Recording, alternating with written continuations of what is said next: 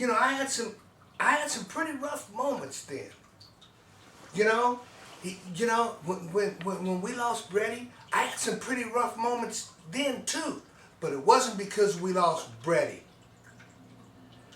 It was because what I knew you were going through.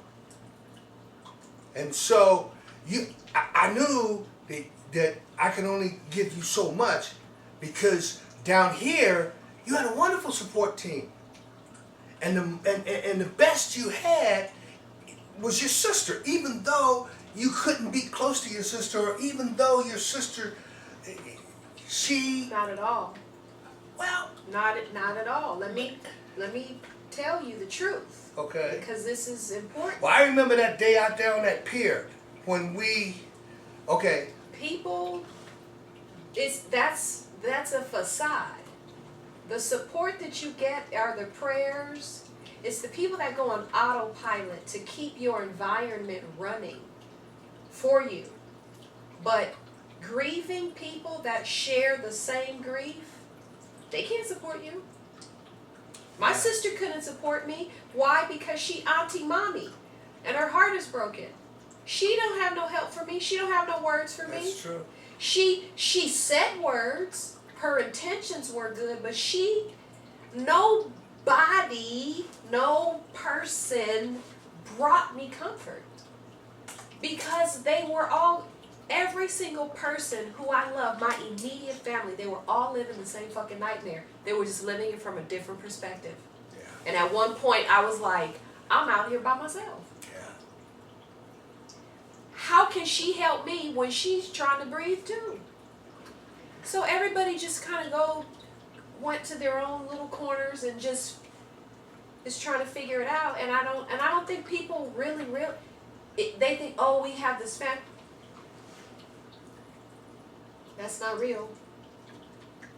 It's not real. Actually, I understand why people say that death will break people up, like husband and wives, they separate. Yeah. Because you get mad and you get angry and you want to blame and you're hurting and you've lost perspective of what's real and what's not. And because everybody deals with it in a different way, you begin to isolate. And that is the part that is just not, it's not okay, but it's just real. And people aren't really talking about that. You think you've got this large family and everybody's there to support, but if you could literally sit in that house with the grieving family behind the closed doors when all the people leave after they've dropped off all that food, it's not what you think. It's not. I was in a house filled with people and I was more alone than I'd ever been in my entire life. Because they don't have anything for me because they got to hope they get up the next day. It's the craziest thing, but it's real and it's something that I'm probably going to experience again. Probably. The likelihood is pretty great. Yeah, Yeah, I wasn't cool, Daddy. I can imagine that you weren't. I mean, there was nothing. I know you pretty well.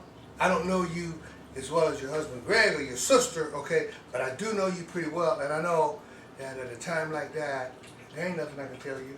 There ain't nothing I can say to you to make you feel better. No. I know that.